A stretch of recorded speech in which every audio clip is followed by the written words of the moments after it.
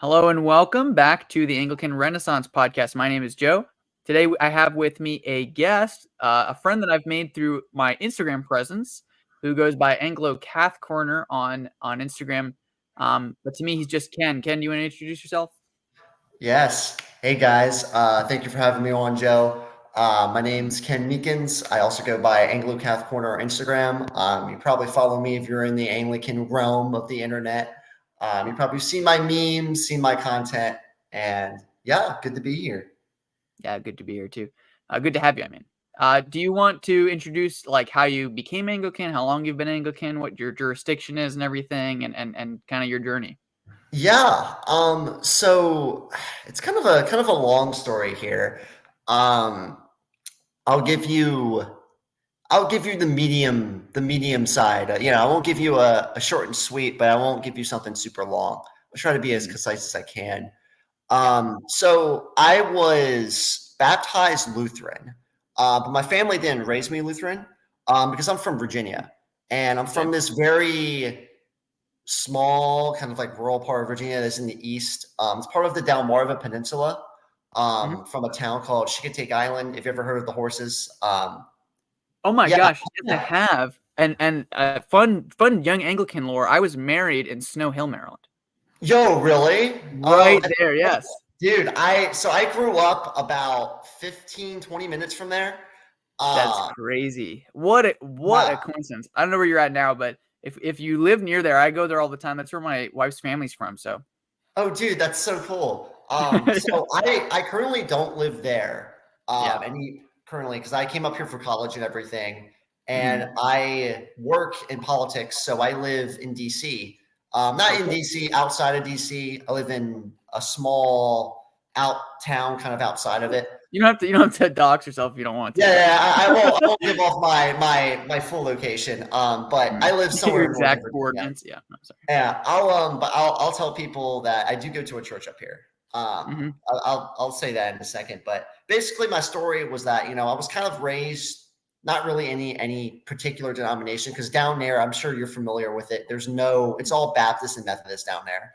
Yeah. There's no Anglicans. Well, there's Episcopalians, but there's no like conservative Anglican groups. There's no, and barely any Lutherans. Mhm. There's barely Catholics.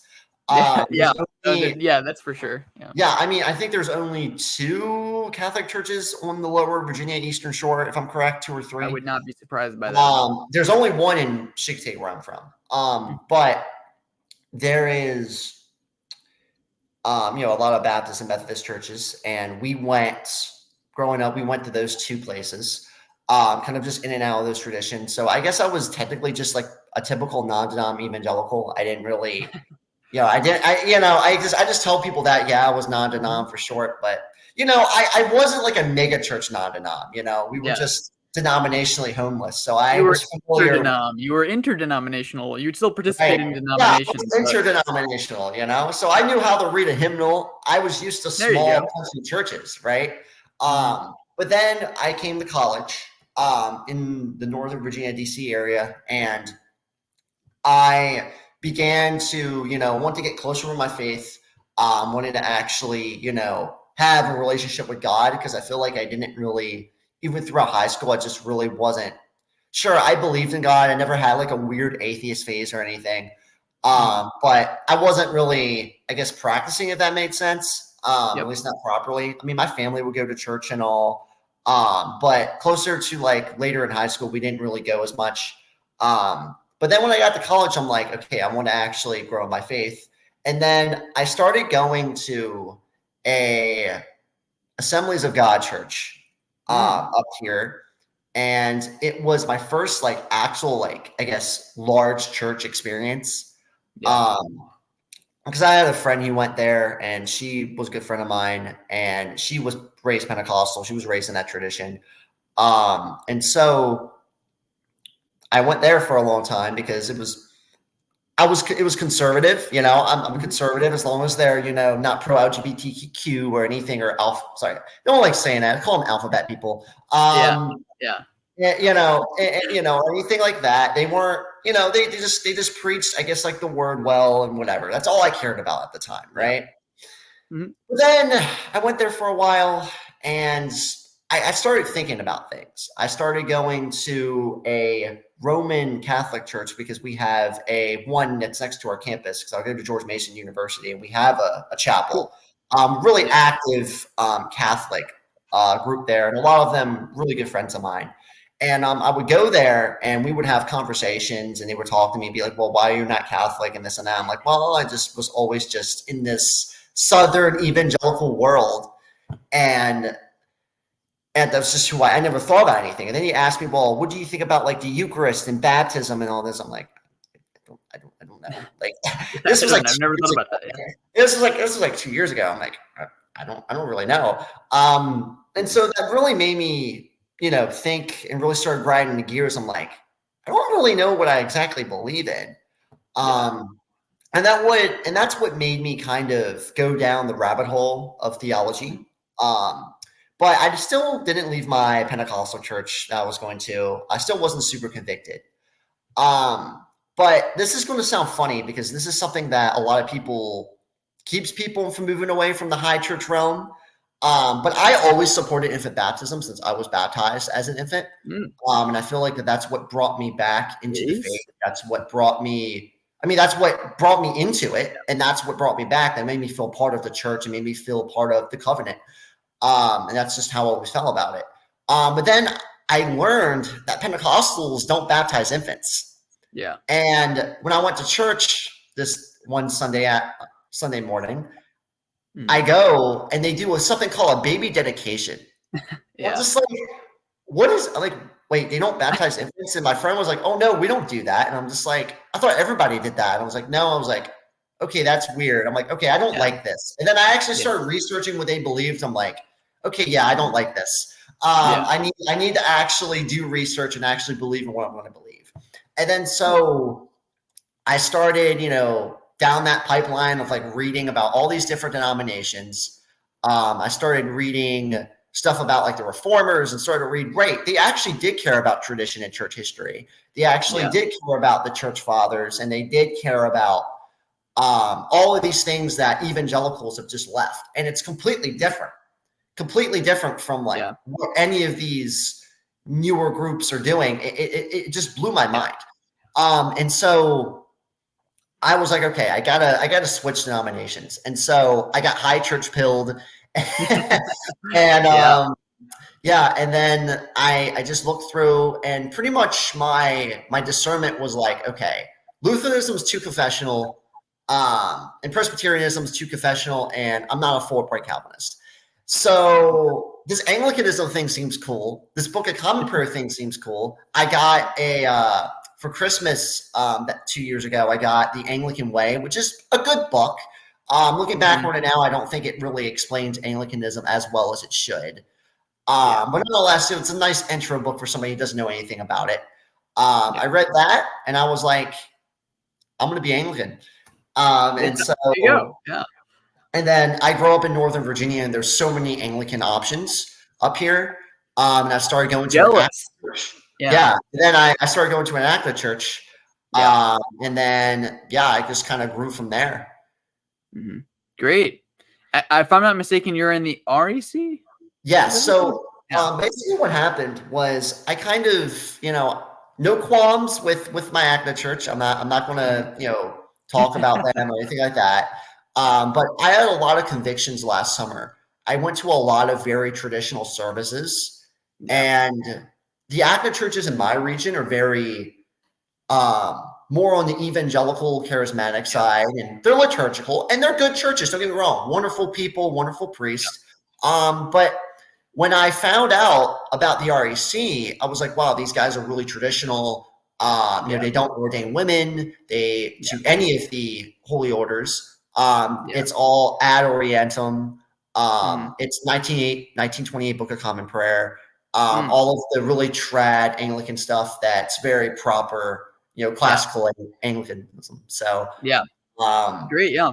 I love the REC. I have a little bit of overlap with them, and everything I've seen has been very positive with that. I don't go to an REC church, but and I mean, they're great. I think that they're kind of really the bedrock of a lot of like the good parts of ACNA. And don't get me wrong, there is good ACNA churches. I mean, the ones in the South, I've been to ACNA churches in South Carolina. The ones in Texas are fabulous.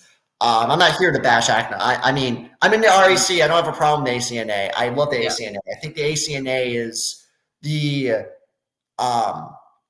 forefront to bring in the high church stuff to evangelicals and all. And so I think that it's important that we do things like the Operation Sacred Heart that we're currently doing on Instagram to, you know, make it more conservative because it has so much potential. And actually that's why I chose the REC was because the Continuum, I love the Continuum. I go to a Continuum church sometimes. And I'm pretty much theologically more towards the Continuum on a lot of things. But I think, I like being kind of in communion with ACNA because I like how the REC is kind of in communion with both in a way. Close relation. So it's like a good via media, properly Anglican, you know. That way I can, you know, kind of hobble through both and still have an influence in both circles. So definitely. I think that's admirable. Yeah, and you know, I was just confirmed in the REC. And it was a really beautiful, very reverent service. That's awesome. So yeah. Great. So I'm having you on because your name is Anglo-Cath Corner, right? And the implication is you know a lot about Anglo-Catholicism. And today we're going to be talking about Vernon Staley, right? Yeah. Great. Tell us a little bit about Vernon Staley. Who is Father Vernon Staley? Who was he? Why is he important? What did he write? Yeah, I mean, so he was an Anglican priest. He was a big part of the Oxford movement. So he was definitely part of the Anglo-Catholic movement started by Pusey, Newman, all those guys. Came a little bit to the later end. So his existence was like the late 19th century. So he's, you know, great writer. He really came out with a few books, I think. But the one we're going to be talking about, the one I just recently finished reading, is The Catholic Religion, a manual of instruction for members of the Anglican Church. And really, this is just a good overcap, a good overview of not just Anglo-Catholicism, but just an overview of Anglicanism in general. So I've read a little bit of the opening of Vernon Staley's Catholic Religion. I think it's actually pretty good, and it's a lot more modest than I think people expect it to be. I think and it's interesting because this is a book that's, you know, it's given to a lot of catechists in the Continuum.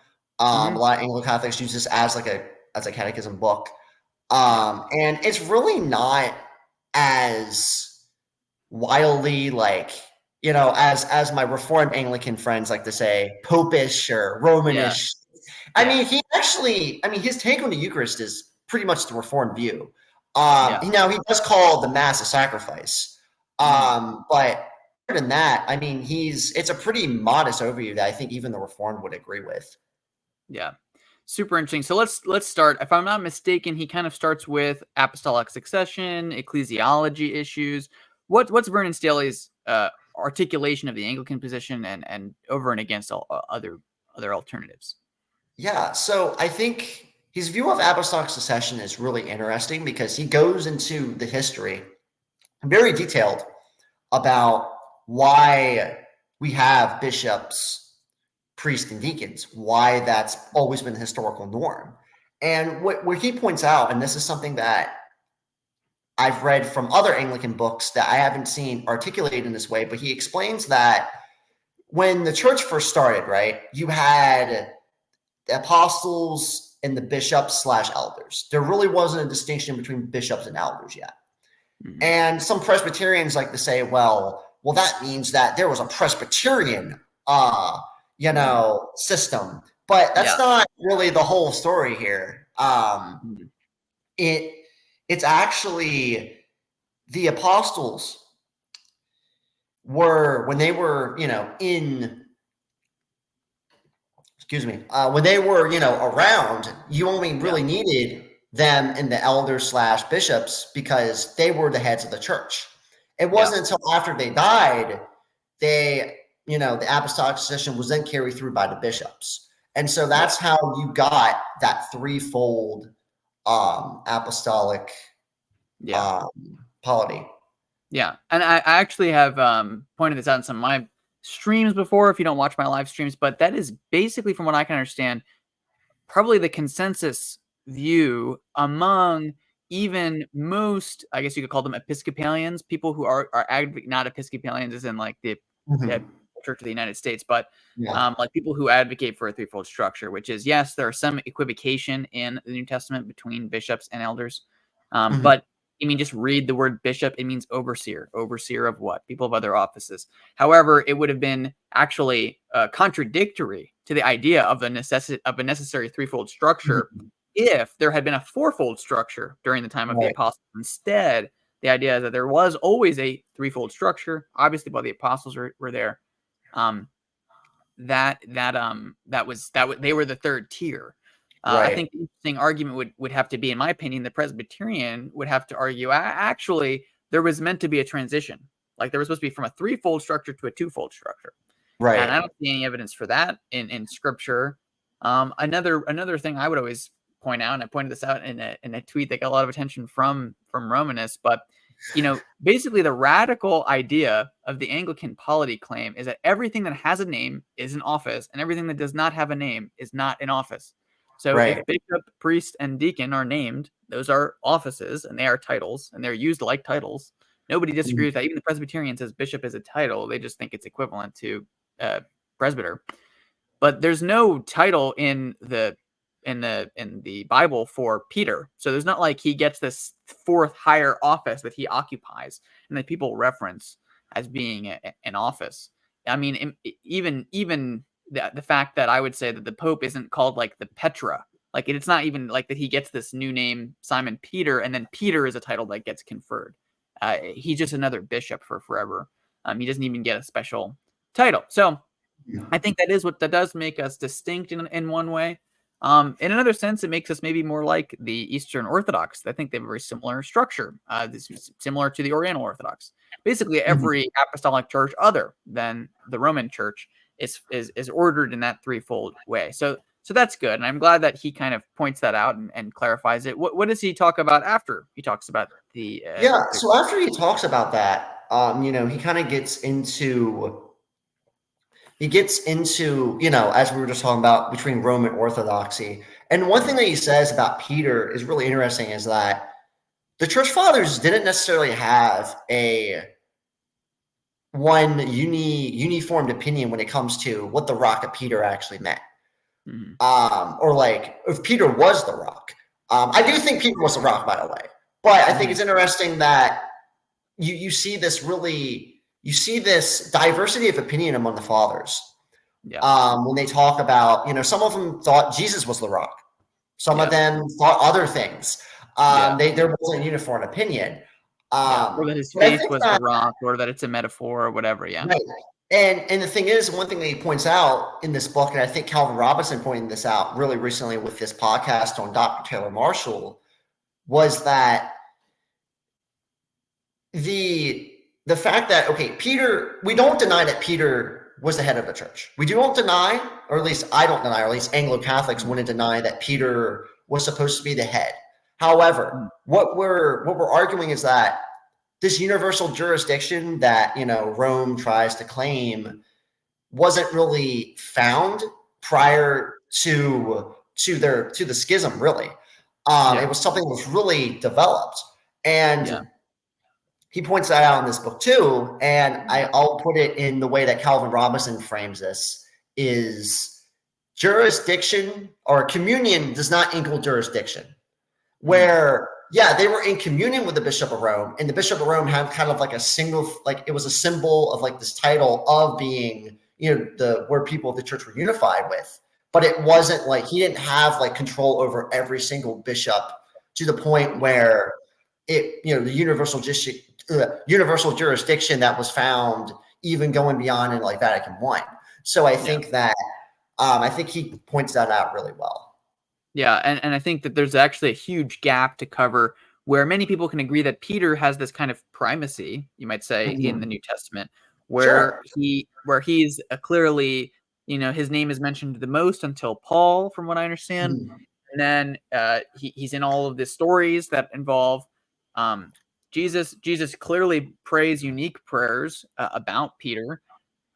However, that isn't actually what is required for the evidence of the papacy. In fact, you could even say, and I know many Anglo-Catholics, just simply high church Anglicans, who would recognize Mhm. the primacy of Rome based off of a Petrine succession. Yeah, But the primacy, is that just out of good order? Does it in some way guarantee a charism of infallibility under specific conditions? That's right. a lot of stuff to extrapolate out of that you really don't see either in the Bible or in the early church um, for this office. Um, and even if you wanted to say, oh, the title of Pope developed to talk about this unique office, well, the title Pope is also used for the Bishop of Alexandria. So it's not really as clear as you might think it ought to be. And there are lots of places, in my opinion, where you would expect if, say you're asking today a modern Roman Catholic, how do you describe the church? They couldn't describe the church without mentioning the Pope.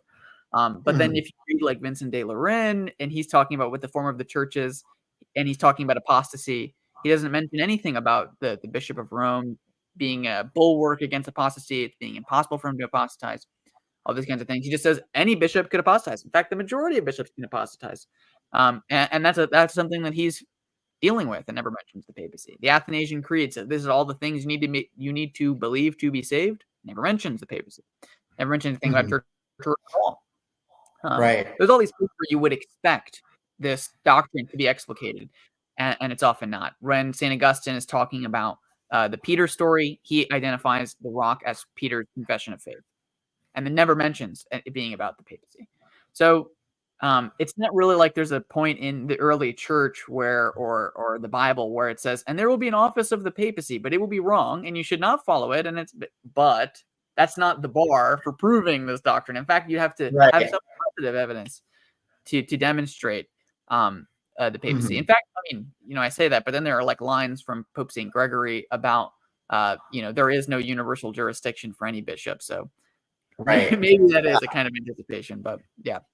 Yeah. Well, I think that this is something that we've seen recently. I don't know if you've had a chance to do any commentary on the recent Vatican document, Mm, Vatican research document, but that seems to actually be walking back kind of the steps of saying, well, yeah. of kind of reinterpreting what Vatican I really meant and reinterpreting, okay, what does it mean to be the Bishop of Rome? Yeah. So It's I an think, interesting, yeah. and it's really interesting because it seems like if that document turns out to be something official, or if it actually that proposal ends up going through, I think we could see some unity with the East, or at least Rome would see unity with the East. And then a lot of high church Anglo Catholics will probably, and old Catholics would Yeah. probably be open to going to the table at that point. Because Yeah. it was funny because like after Father Robinson went on Dr. T's podcast and was like talking about that, they released this document, and I was Yeah. like, I thought it was a funny coincidence. I'm not saying that they released it there or The anything on Pope is purpose, but diligently it watching was, Taylor Marshall's perfect podcast. timing. It was perfect timing. So yeah, I think we're actually hopefully maybe starting to see some of the previous Vatican councils walk back, or at least Vatican I, that is. Yeah, what I've noticed is, and I think this document falls into this kind of broader trend, which is, it's an awkward position where I don't think it's technically making any doctrinal statements, and there are other documents that I think do the same. I think people pointed to the Katie document, although I don't know enough about that, where Mhm. it seems like the magisterium recognizes that there really wasn't a papacy in the Vatican I sense in the first millennium. However, that's just a factual description of the first millennium, and then there's not as much of a what does that doctrinally imply, and it's being kind of left up in the air. I do think that if if it's inherent to the Roman system is a kind of slow process of change, and my guess Mhm. is there's a long uh, chain of waiting for this process, and this might be the beginning of a change we'll see kind of culminating in decades to come. um, At least that's my take on it. It's possible we'll do a stream about it later with some Yeah. other folks. Yeah. And I And definitely also it agree. is purely ecumenical. So a big part of the document is saying this is what other people believe about the papacy. So it isn't as much about what Rome may or may not do, but it certainly is an interesting concession on some of the factual basis of the papacy. All right. So after ecclesiology, after the papacy, what's Vernon Staley think is next, and what's important to him about Anglican distinctives that he includes in the Catholic religion? Yeah, well, I think after that, he talks about the causes of the Reformation, and he talks about the whole history of like the Celtic Church. Mm-hmm. Extremely complicated and extremely fascinating. Yeah. Which is all of Anglican history. Yeah. Um, Yeah. but so I think really the thing that he highlights is he talks about the tensions between the English church and the church in Rome prior to King Henry. Yeah. And I think that I hear this a lot, like, oh, King Henry is how the Anglican church started. Well, that's just such an oversimplification. Yeah. And I get tired of having to clarify that. Yeah. But it's just 100%. it's all that people know. Yeah. But he goes into how since even going to the Celtic era, they weren't really like they were in communion with Rome, but they really weren't. And they were kind of just going back and forth. And then eventually they came into full communion with Rome officially. And then getting into like the Middle Ages, you began to see a lot of the bishops in England being very stressed out about the papacy.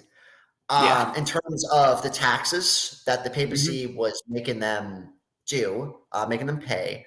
You Mhm. see them, the papacy would put in bishops that would be very supportive of, what the papacy wanted, but didn't really care about the English church's interests. The Mhm.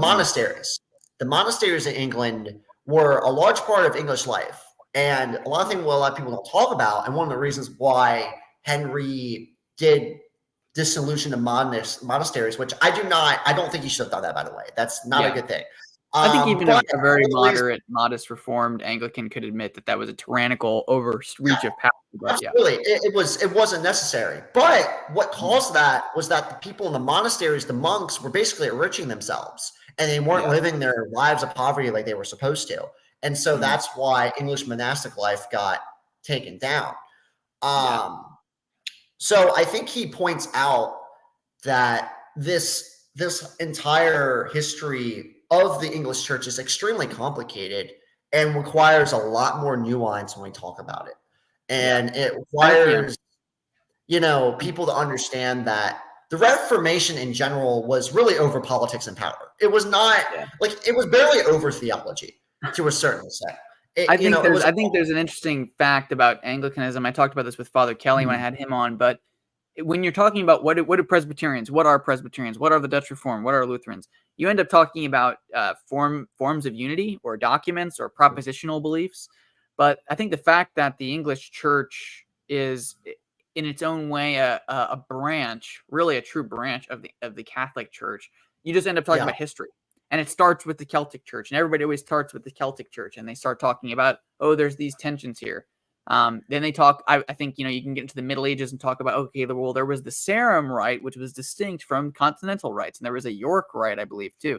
There were yeah, liturgical uniquenesses up until the Reformation in England. For right. instance, one of the appeals of the Book of Common Prayer was that it would unite the liturgical Right. rites of That's all why it's languages. called common prayer. You know, Exactly, yeah. So, right? which up until then it hadn't been. It's the same thing. Yeah, exactly. And you know, people will point out, okay, well, after the Synod of Whitby, right? Doesn't it look like England is under the Roman control? And there definitely is Romanized elements that happen to the English Church, but even afterwards, there's still distinctives. Gerald McDermott, in his recent book Deep Anglicanism, talks about the principle of praemunire. If you want to look that up, but it was basically an element of independence in the Church of England over and Yeah. against Rome.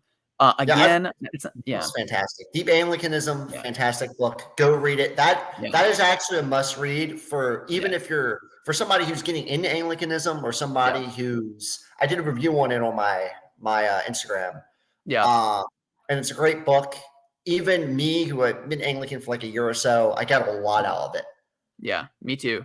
And I think, but again, even the Roman Church up until the 12th, 13th, 14th century was struggling with conciliarism, which is basically the ecclesiology of the Anglican Church is this idea that councils and things like this have more and local jurisdictions have a more immediate jurisdiction than the Pope.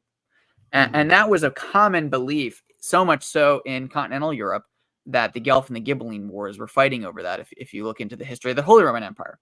So there really wasn't a point where, in the English church, all of the doctrines that were affirmed at Trent were clearly articulated. All of the ideas about the papacy were clearly submitted to. And you're right to say that, Henry VIII, whose schism I like to point out isn't actually even the schism that we're living under right now, was more motivated by political problems. He felt like the papacy was ignoring his legitimate claim to an annulment because of political pressure from Charles V. And so he didn't think he was getting a fair shake. And so he basically felt like, okay, I have the right as the supreme governor of the Church of England to separate over this issue because I think the papacy is being unfair. Now, was that a completely neutral decision? No. But the point that I'll always tend to make is after him, you get Edward, but then you get Mary. Mary reunites England to Rome. So that's Henry's schism was over right then. Yeah. The schism we're living under right now would have been the Elizabethan schism, which would have Right. followed That is Mary. true. And Elizabeth is a peacemaker above all else. She doesn't. I think the quote is she says she has no intention of drawing windows into people's hearts. She just Yeah. wants to create peace. And I think it's telling that by that point, peace in the Church of England meant separation from Rome, and that Yeah. people did not desire prelates, laymen, political establishment did not want to remain in communion with Rome.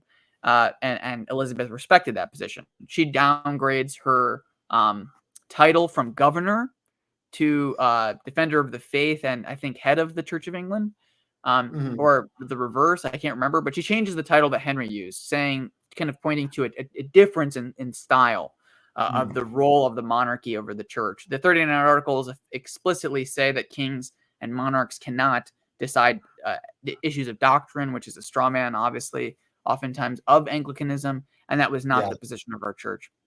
So I think it's really important to point out, look, this contiguous organic development, which was a schism with Rome, no doubt, and for a variety of reasons, did occur, but it doesn't in any way wipe out the pre-existing history of England that was continued into the English church that followed. Yeah, no, and I definitely agree. I think you said it well.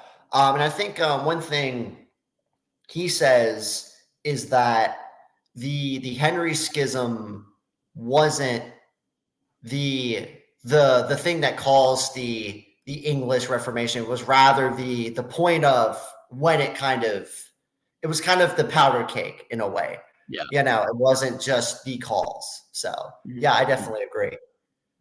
Yeah. And it's interesting to see the different factions at different points. If you read, I think it's J.R.H. Moorman's, Moorman, not Mormon, Mormon. But he talks about how the early phase, while Henry was still in charge, was a little more Lutheran. But Henry was still into persecuting Protestants at that point, so they end up getting the boot. And then his son, Edward, is more reformed, or his courtiers are more reformed. But they're still shaking it up with kind of Catholics like Stephen Gardner, all that kind of stuff. Mary comes back. She brings the church back to Rome. And then you kind of get, okay, all of these different factions that have bubbled up at different points are sitting in England, and they're saying, what are we going to do with this? And then when Elizabeth comes into charge, from what I understand, she maybe was more sympathetic to Lutheranism personally, but and had a crucifix in her office and all those kinds of, or not her office. She's not like a bureaucrat, but like her chamber, whatever you want to call it. Yeah. So Elizabeth she was she really liked the crucifix, some of the more high church kind of elements to Anglicanism. That was one of the big things that kind of led into the Laudian thing, was like, oh, Elizabeth liked having all this stuff, so let's add in more high church elements. And I think that what's interesting to point out is that throughout, once the church broke off, you see all these different articles, right? Before the 39 articles, there was the 10 articles. There was there wasn't the 42 articles. I think it's what it was. It was all of these different things, and the 39 articles was what they agreed on. But when Kramer drafted those, they were very strongly reformed. They still were strongly reformed even after, I guess reformed in their language. But Elizabeth she was very clear that she wanted it to represent a via media between the Catholics and the Protestants in the Church of England, in order to bring opposed unity. So I think and a good example of that is the article about purgatory and invocation of the saints. Originally just said that those things were bad, and then she insisted on adding the Romish doctrine of these things are bad, implying that there's probably an alternative version of those doctrines which could be held faithfully by Anglican prelates. So I think that's really interesting. Is there anything else you want to say maybe about the history that Staley touches on? I think we covered it pretty well. I think that's all I really wanted to say about the history.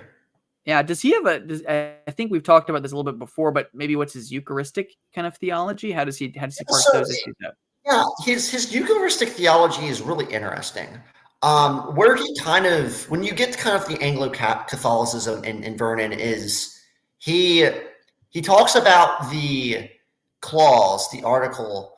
Which article is it? I don't know if it's off my head, but it condemns the sacrifices of the Mass. Again, sacrifices with an S. That's not saying that the Mass isn't a sacrifice.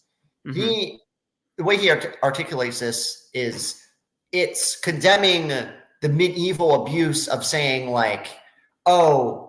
they would sacrifice what each Mass was an individual re-sacrifice of Jesus, which is clearly an abuse. But not that the Mass isn't itself a sacrifice and not a representation of that sacrifice. And once for all sacrifice. He talks about this, and I'll have to pull up the page here, where he talks about how the Mass. I try to find the article. Yeah. It's so I'm going to look for it here, but anyways, he points that out, and I think that's what makes his Eucharistic theology stand out a lot. What's interesting about his way he describes Christ's presence, he believes in the real presence, but he takes Pusey's view of the Eucharist, which is interesting. Which Can you elaborate on what that view is? Reformed view. So about there being something a little more spiritually present, but he's open to the corporal presence view as well. It's really interesting. Yeah, I think it's interesting to note, in my opinion, that today a lot of people are more sympathetic to kind of corporal presence, but reading the early even Tractarians, there was still a hesitancy about a kind of corporeal eating or any of those things because of how that was understood. Now, I think part of it is, on one end, we have what's called the Capernitian heresy, right, which was what people were very afraid of, which is this idea that nobody agrees on, by the way. I think if you talk to some, rad trad Catholics and tried to explain what was happening in the Eucharist, they would probably accidentally affirm the Capernitian heresy, which is that the actual elements are like his physical flesh and blood, and when you bite into it, you eat and chew on Jesus's blood. Yeah, right. And even transubstantiation doesn't affirm that, right? The actual Trentine Aquinas Thomist transubstantiation doctrine affirms that the accidents, so the stuff you're chewing on, is not his body, just the substance, whatever that is. The John Luke does a good job actually at Anglican Aesthetics talking about why the article is called that view an abomination, but it's basically this kind of separation is a problem. The idea that in order for something to truly be Christ's body, it has to obliterate the substance that was there originally, those kinds of issues. But when you really get into the different doctrinal views, I would say there's a good video on YouTube by Dr. Jordan Cooper on this. Even the Lutheran view rejects the Capernitian chewing on Christ in the same way. Right. So when people see, in the 39 Articles, it says that it's a spiritual presence, or that it's that you don't chew in that way. But notes that even the wicked doth vainly press their teeth. So there's an implication that other people are receiving something with their mouth and with their teeth, especially the righteous, which was the real difference between the Lutheran and the Reformed view. What the wicked were receiving, not that whether or not the faithful were receiving the true body and blood of Christ in the sacrament. And you kind of get this middle way view in Anglicanism, right, where the elements are objectively united to Christ, in a kind of Lutheran way. Right. Yeah. And I think people have a big misunderstanding of the spiritual presence. It's not that we're saying that Christ's body isn't present.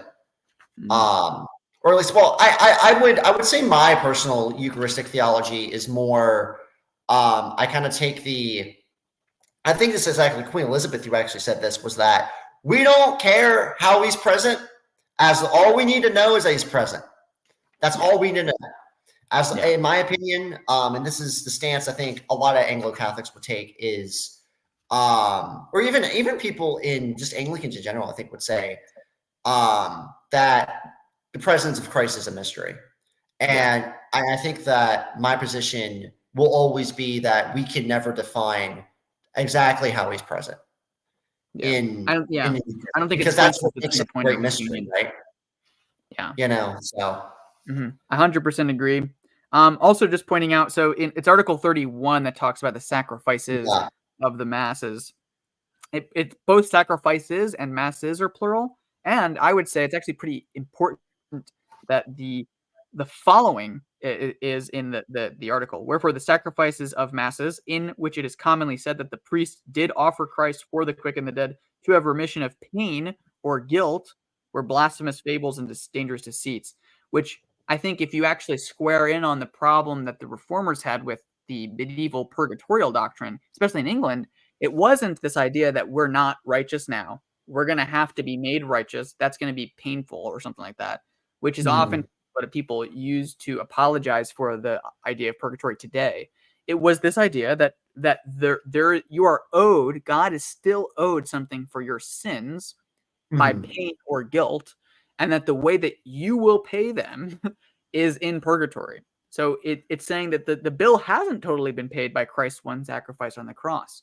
What I've seen Jean-Luc argue about the early Anglicans is that they would have affirmed, or I say early Anglicans, the Reformationary Anglicans, they would have affirmed that Christ's sacrifice made the Eucharist possible, and in the Eucharist, his sacrifice is made really present to us in a way. And the benefits of his sacrifice, that couldn't be clearer in the Reformers, that the benefits of his sacrifice are made really present for us, and that sacrifice is on the altar for us, for our union with Christ, to make us better, and to some sense bring us closer to Christ, and that there are great benefits, even for the quick and the dead, quick being the people who are alive in the Eucharist, but not that there's a remission of some penalty that is still owed to God outside of Christ's once for all sacrifice.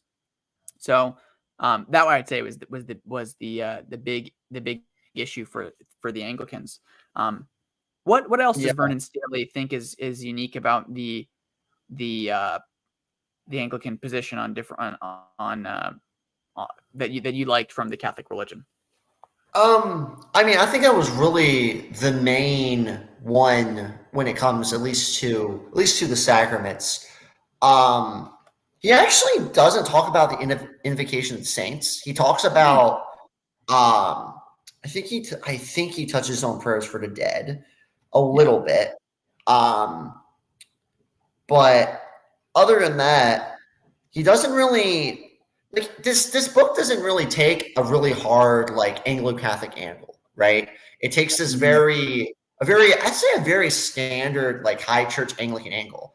Now, he does talk about, when we get into his worship section in the last bit, he talks about things like the altar. He talks about what should be on the altar, why we should, have certain these larger altars and these beautiful, grand things. And he talks about keeping these things called the ordinance rubric, right? And about keeping, things like the vestments, altar lights, incense, all things like that. And that's pretty interesting. Yeah.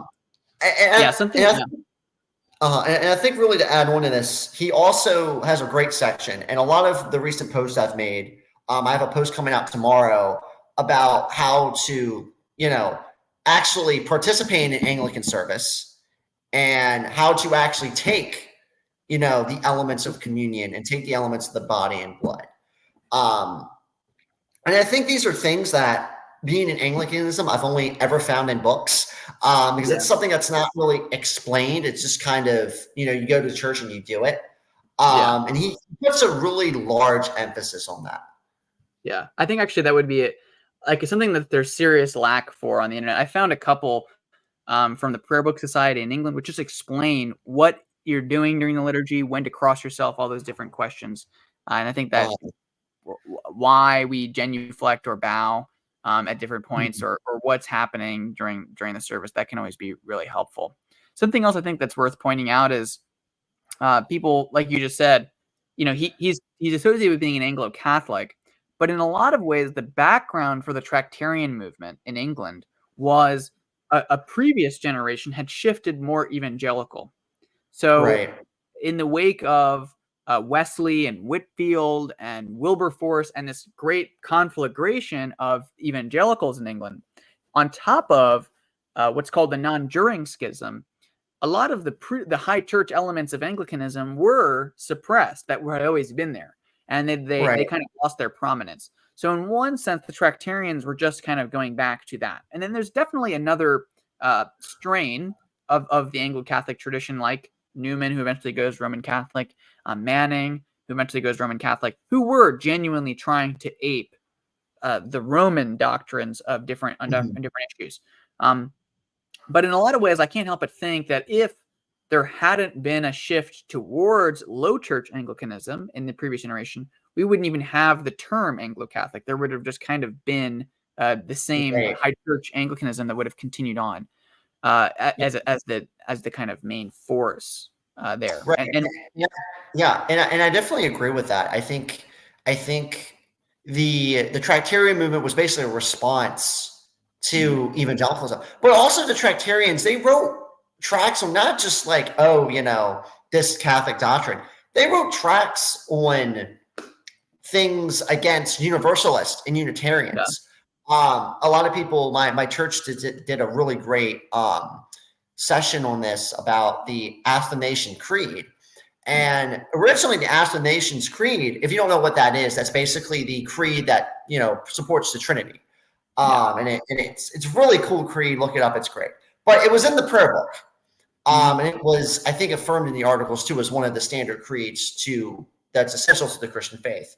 But it was taken out so the 1662 had it. It was taken out in 1928 because there was all of these Unitarians that were starting to come into Church of England, and they were starting to promote all of this, really weird sort of theology, which kind of starts the downslope of, the liberalization of the church. And so the Tractarians were very conservative, and they published tracts in support of keeping the Athanasian Creed in the prayer book. And I think it's really interesting because the Tractarians were really not trying to introduce, or at least some of them at least, weren't trying to introduce all these new, these Roman accretions and all this stuff. But they were really trying to conserve the church. And as you said, like they were trying to keep these high church elements that were always there. I mean, read Richard Hooker. And Richard Hooker, I won't say he's an Anglo-Catholic, but if you read Richard Hooker, he argues for why we have these elements, why we have apostolic succession, why we keep ritual, and why the Puritans are wrong for, supporting the regulative principle of worship, and why the normative principle of worship is, not, is the biblical view, is the historical view of the church. And so really think about it. I think the Tractarians were just kind of building upon that and trying to return to that in a way. Yeah. And I've always felt that, especially, the more I meet people who were Anglicans in England versus Anglicans in America, I've always felt that, even in the previous generation of kind of Episcopalians, there is even faithful Episcopalians, there was a lot more comfortable kind of middle ground Anglicanism where the rituals were maintained, the historic liturgy was maintained, without any kind of uh, you know, uh, anxiety about that. Versus in Mhm. England, I definitely see much more strict extremes on either end, where you get people like Gerald Bray, if you know who he is, who are very evangelical. They don't like any of the rituals. They basically are Presbyterians with hats.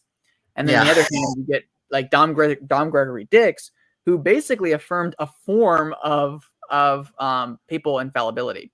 And you're just Yeah. like, what are you guys doing in the same church? And part of that, I think, just comes from the Right. fact that in England, it was the established church. So they wanted to be able to bring people in or not exclude people who kind of fell on very, very daft extremes. But in America, there's nothing stopping you from just becoming Catholic or Presbyterian.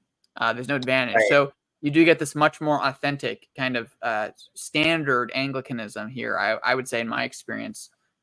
Even in the ACNA, in my diocese, and in the churches that I've been to in the REC, where it's a lot more consistent doctrinally. People are less offensive and less territorial about their specific patrimony or specific sub-tradition. Yeah. Yeah. I think ACNA is. I mean, it's a very wide Yeah. range of views now. I mean, you have dioceses like Fort Worth who are very Anglo-Catholic, Yeah. almost all Anglo-Catholic, and Mhm. extremely conservative in a lot of ways. And then you're going to have ones like, I believe you're in the Mid-Atlantic Diocese. That's a diocese that's also here in Virginia. Mhm. That's very I'm actually charismatic. in the Diocese of Christ Our Hope, but Oh, are you? um, Okay, I thought you were yeah. Mid-Atlantic. I my Yes. I've been in that diocese. Well, I haven't been in that diocese. I've been to churches in that diocese, I should say. Okay. Yeah, I couldn't recall. Mhm. There's somebody I was thinking of then. But maybe that's why I was thinking. Maybe you've been to churches in that diocese, Mhm. um, but yeah, I think it's this really strong range of things. And then I've been to Anglican churches that don't even have vestments, and they're Yeah. just they just have a Book of Common Prayer, and then they Yeah. just have like basically a suit on, and maybe they have like their clerical collar. Yeah. So it's a really interesting kind of vibe. Now, I will say with the REC, when you get in the REC, it's all high church, even though that the REC as founding was actually a reaction to the Tractarian movement. But now Yeah. it has a very strong Tractarian ring in it. And Yeah. I'm friends with a lot of those people. Yeah. But the REC is very consistent. Mhm. I think in what you get. You always get like an ad orem altar.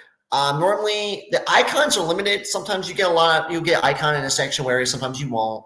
Mhm. But mostly everybody is pretty standardly Anglican. They either use the 1928 or the 1662, which are basically the same prayer book. There's just Mhm. some slight add-ons and differences. The Yeah. language is basically the same. And the services are pretty much, same across the board, in Yeah. my experience. So you see a lot more, I guess, consistency with that. And I think that ACNA as a whole, we're talking about like this women's ordination issue, which I think is a very important issue that needs to be, dealt with. But I think that another thing we're seeing in ACNA is kind of, and maybe this is just Anglicanism and this is just how things are, but we have this lack of consistency that I Yeah. think that in how services go, that could be a little more standardized. And again, like reading, Vernon's book, he talks about, when you should bow your head, when you should, make the sign of the cross. And some of those are universal in some places, but when he talks about like Holy Communion, I did not know that you're supposed to grab the communion cup with your at the stem and drink from it. Mhm. That's actually like the proper way. Yeah. You're supposed to, I mean, I learned this like a few months ago, but you're not supposed to take the body and like take it out of your hand and go, like you're eating a piece of bubble Mhm. gum. You're supposed to, put it in your hand and Ah, do yeah. this. right? And so, but I see so many people do that, and I think there needs to be, and maybe that's a catechesis thing.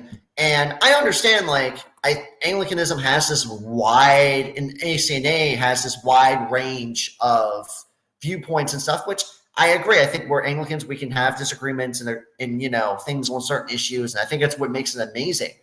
That's why I picked a denomination. But I also feel like there are very specific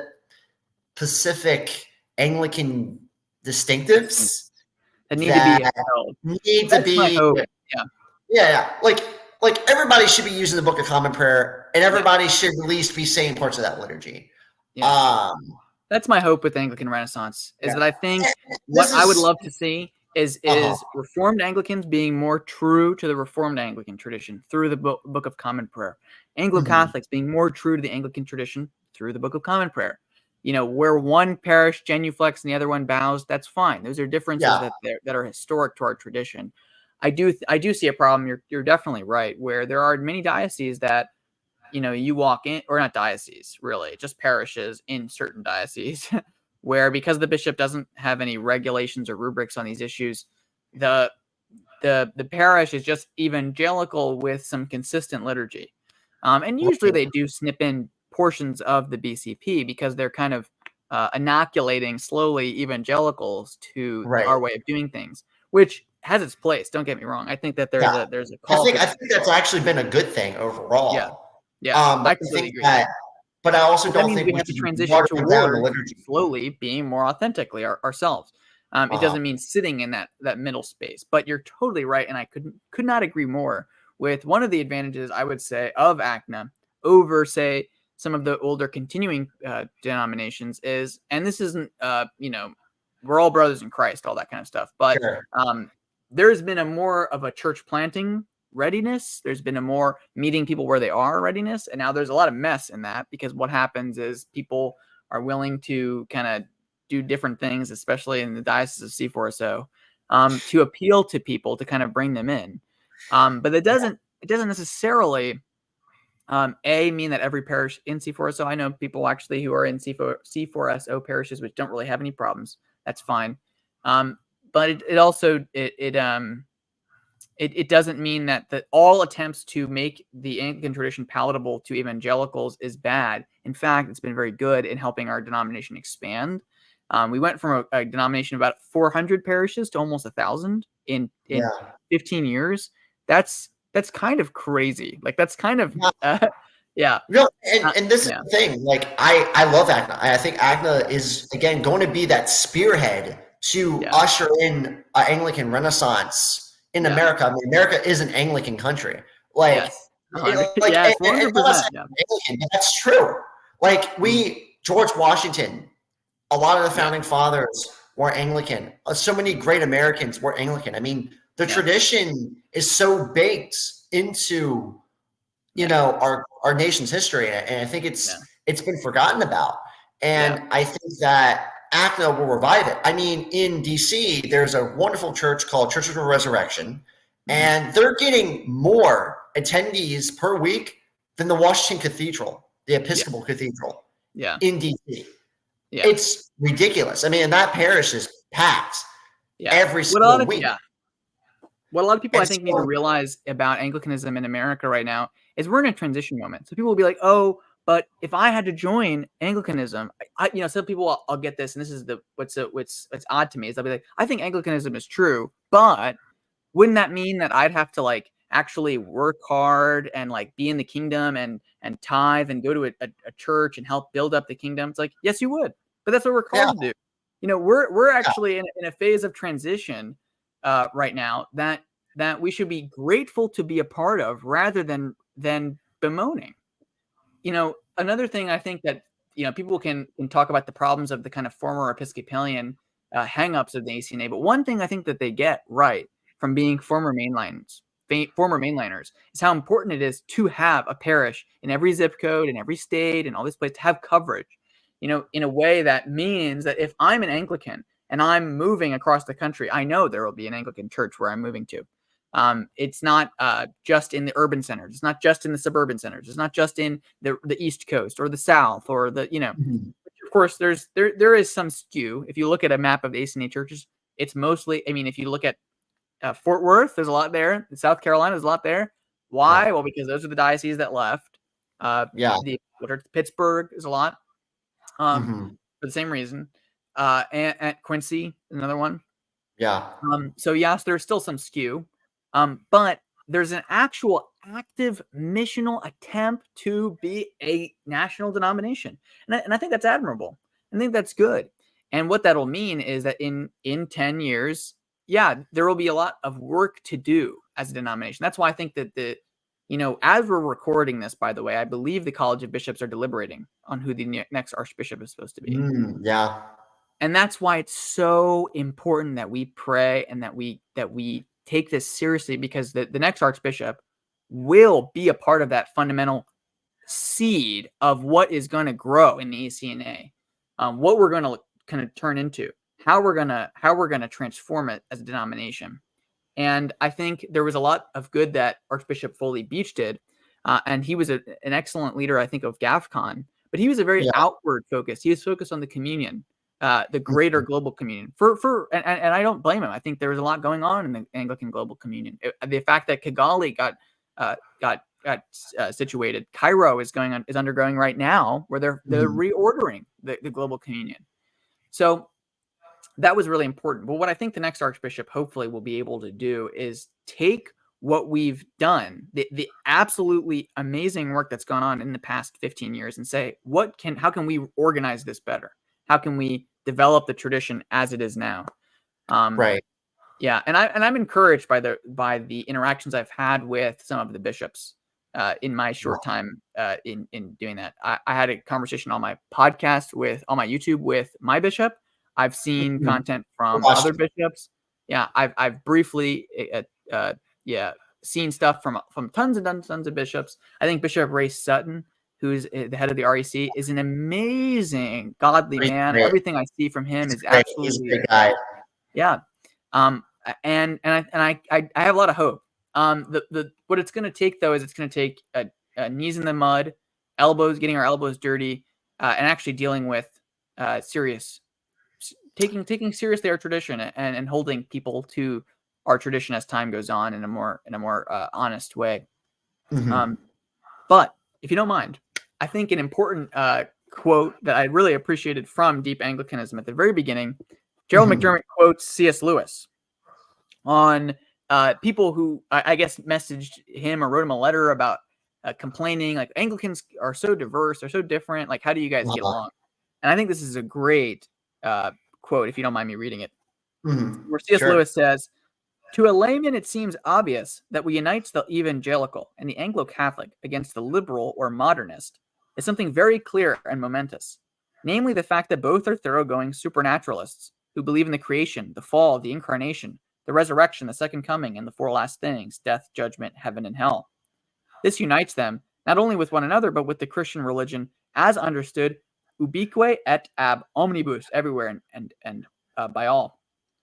The point of view from which this agreement seems less important than their divisions, or than the gulf which separates both from any non-miraculous versions of Christianity, is to me unintelligible. Perhaps the trouble is that as supernaturalists, whether low or high church, thus taken together, they lack a name. May I suggest Deep Church, or, if that fails in humility, Baxter's Mere Christians." I think that's a great way of describing what unites us and what makes Anglo-Catholics and evangelical Christian Anglicans united by a kind of deep church idea, a strong ecclesiology, and a strong prayer tradition. Yeah, definitely. No. And I think C.S. Lewis said that well. I remember reading that at the beginning of the book, and it's just like, it's a really good intro to the book. And it's really great. It's really great. And I think that the kind of make a comment about the bishops. I mean, I've talked to Foley. I've met Foley. I know people who are close to Foley. I've met the bishop of my REC diocese, Bishop Monto, great guy.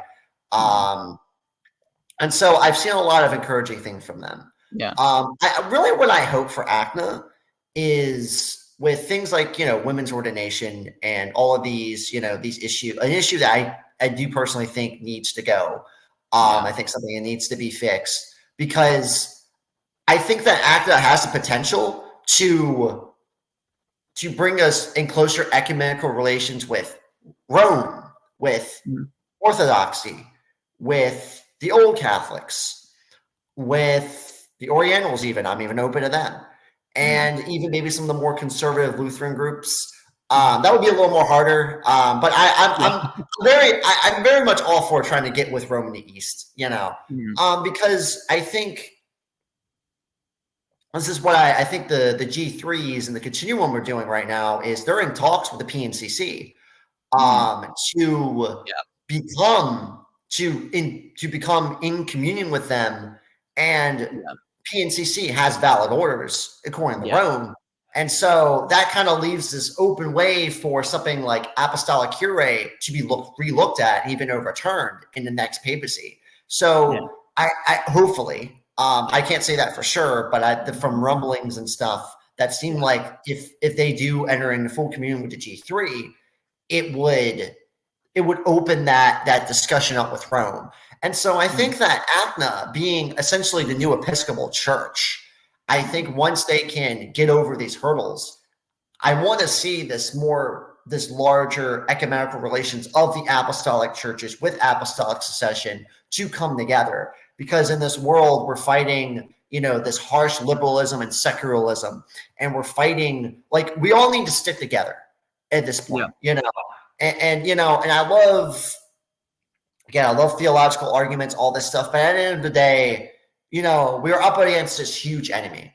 And I think that the more that we're able to have allies with larger churches and be able to get over these differences, the more we can actually unite and fight against a larger enemy, which is liberalism and humanism and all of these things. I've been praying for the Archbishop's election of the TAC and ACNA, as well as praying for Pride Month. I've been praying the litany. I've been doing fasting on Fridays. Operation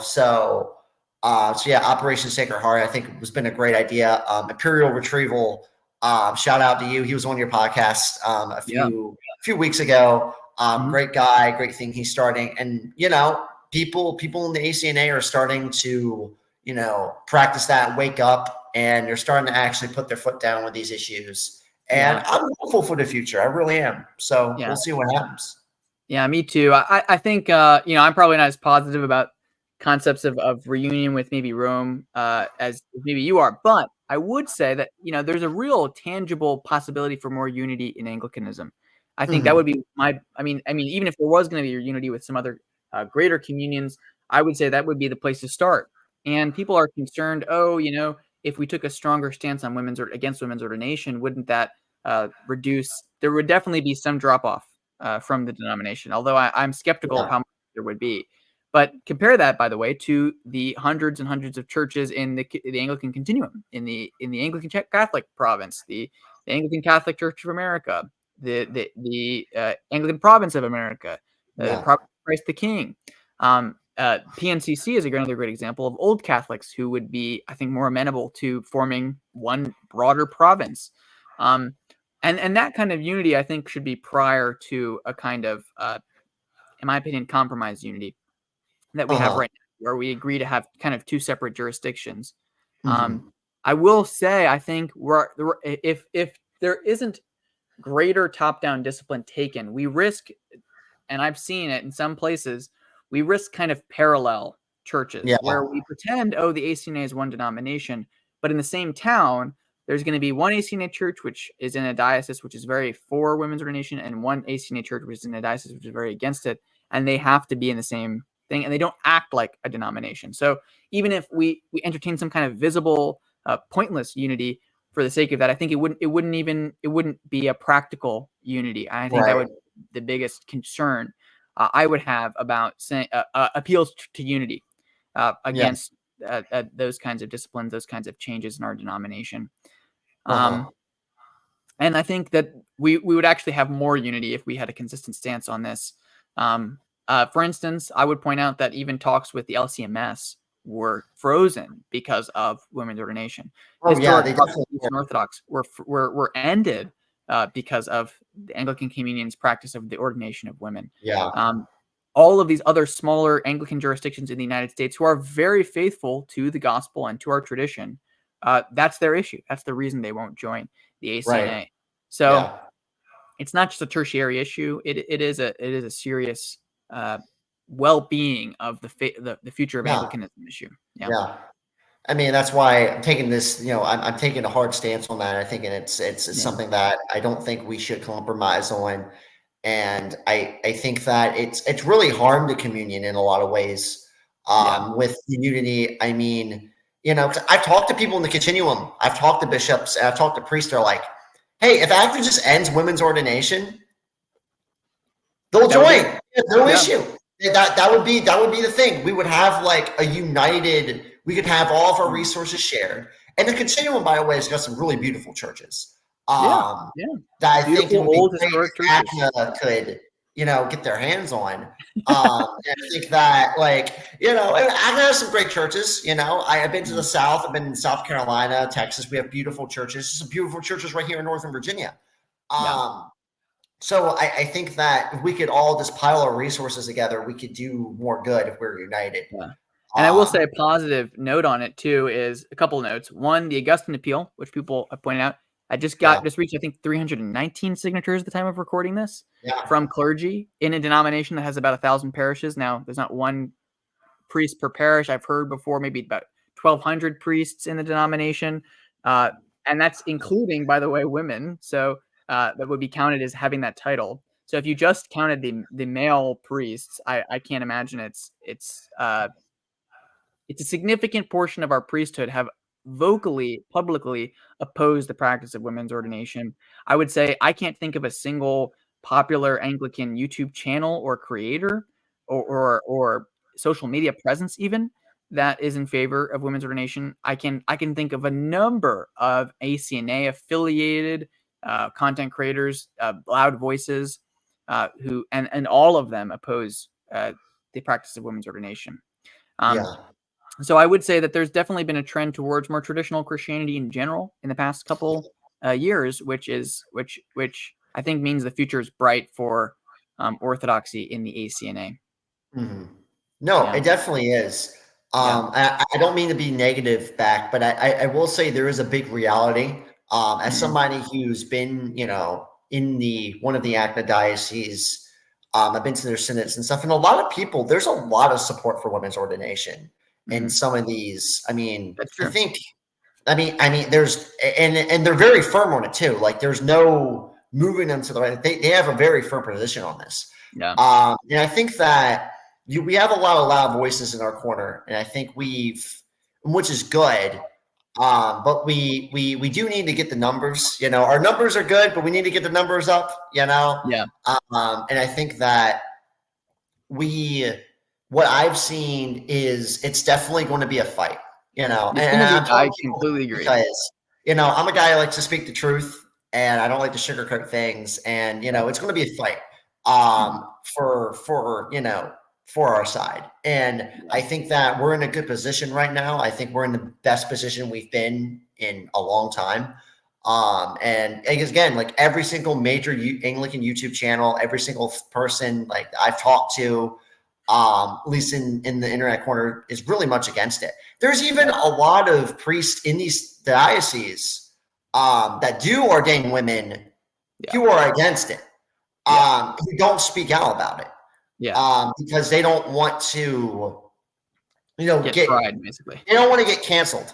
I think, and so which is sad but true. It's sad, but it's true. Some people don't want to, I don't think they would lose maybe they'll lose their job, but they would lose a certain amount of. They wouldn't become bishops of their dioceses. I think. Yeah, they definitely wouldn't. Which they're not allowed to become bishops in their diocese if they ordain women, because if you're in a diocese that ordains women, then you are required by that diocesan constitution to affirm that. Yeah. So, in many ways, I think that there is a lot more support for it than I think that's what's been signed on that letter. I just think that there's a lot that are still afraid to speak out. And that's a lot of that too. and just to point one point here is I think a lot of that too is a lot of them are already still hurting from the schism from the Episcopal Church. Yes. And a lot of them don't want to fight out this next battle. It's kind of I think, yeah. That It's a big generational difference, I would say. That's kind of, it's like the meme that you made where it's like the baby boomers are like, hey, so hey, at least we don't have to deal with, gay priests anymore. I'm fine with women's ordination. Then the Zoomers like, no, why are we doing this? Yes. I think 100%. Yeah. And I think that, that's a generational thing. Remember, I think just talking about the practicality, it's going to take time to deal with kind of actually really establishing the sound footing of our denomination in a lot of ways, because it is a big generational gap. I would say, anecdotally, there's a lot of former evangelicals who fall into one of two camps. One, they're in the Anglican Church in North America because they were former evangelicals, and what attracted them to the ACNA was the ACNA's stance on women's ordination, which is a sizable portion. I've met people who that's why they're in the ACNA, which is unfortunate. And the longer that stance maintains itself, the more that will go on. But I would also say most evangelicals from different backgrounds, say former Baptists, former Lutherans or whatever, former Presbyterians, they're used to being in denominations that don't ordain women. They don't care. And those people, I would say for the most part, see that as an obvious accretion, I guess you could say. And again, I think as time goes on, the margin of people who gay marriage is clearly wrong too, but women's ordination is clearly okay too, will slim. Part of that is just, the change that happened when I was a kid is obviously okay, but the change that happened when I was an adult is obviously wrong. And I think that's tenable for about a generation, but it's not tenable long term to hold that kind of middle stance. And I think we'll see a lot more people just trending towards the if the Episcopal Church is even around in 10, 15, 20 years, that as ACNA gets more conservative, they'll kind of leak off into tech. Yeah, and well, I think here's the thing. I think that it's really weird because the ones that I've talked to, a lot of the priests and stuff that I've talked to who were formerly in a TEC, who support women's ordination, I can't see them going back to tech. Because that room is so new. And a lot of them are very, very against gay marriage and a lot of the weird stuff that the Episcopal Church is doing. And they're usually orthodox on Christology and the creeds and all those other kinds of things too, of course. Yeah. Right. And so I have a hard time seeing a lot of them leak back. And even the ones that I think there was a couple churches in some missionary dioceses of ACNA that recently kind of left and got back with TEC because they supported gay marriage. So I don't think really gay marriage is going to be an issue for ACNA. I think that's out the door because everybody who I've talked to, that's the one consensus thing is like, no gay marriage. It's good. But I think there's still a lot of work to do with the women's ordination. Yeah. And I think we could, a lot of these priests have also grown up with women deacons, and their mothers were deacons and priests and stuff like that. And so it's a tough issue for them. And I understand, but so it's a complicated issue for sure. But that doesn't mean we need to back down on our stance on it. Yeah, I agree. And I think, again, it's one of those things, like you said, like, when I was a kid, there were women priests and the Episcopal Church was fine then, in their opinion. So that's part of the motivation. I think that generation will kind of, it'll be in the church, but will it define the ACNA for a while? My guess is that, if I had to be totally honest, I think that generation, that opinion is going to find itself increasingly more marginal. And then there will be a decision from them on whether or not they're going to kind of prioritize that issue or continue with or continue in the direction the denomination is going in. But I don't think that's going to happen in the next 5 years. I think that's going to happen in the next couple of generations as time goes on. I agree. Yeah. The long We could process. probably talk about this for hours, but I don't want to keep you for too Yeah, we long. can talk about this forever. Yeah, I'm glad we got this opportunity to talk about Vernon Staley. Is there anything Yeah. else you want to say before we close up? Yeah, and not really. I'll just say that, follow me on Instagram, Anglo Cath Corner. I post, memes, informational stuff about Anglo Catholicism and just Anglicanism in general. I'm almost to 1,000 followers on there. I'm at like 985. So please go follow. Really appreciate it. When I get to 1,000, we're going to do a live Q&A. Joe, if you want to come on for my live Q&A, that would be great. We can discuss some stuff. That'd be awesome. Ask me some more questions about my views. Yeah. Because I always get questions from people, and people always asking me stuff. So just go follow me. Also, if you want to follow my personal at real Ken Meekins on Instagram, you can follow that. But make sure to give Anglo Cath Corner a follow. And definitely. Your stuff's great. I could never stop recommending it to people. Thank you so much for coming on. And God bless everybody who watched. Yeah, thank you, Joe. God bless.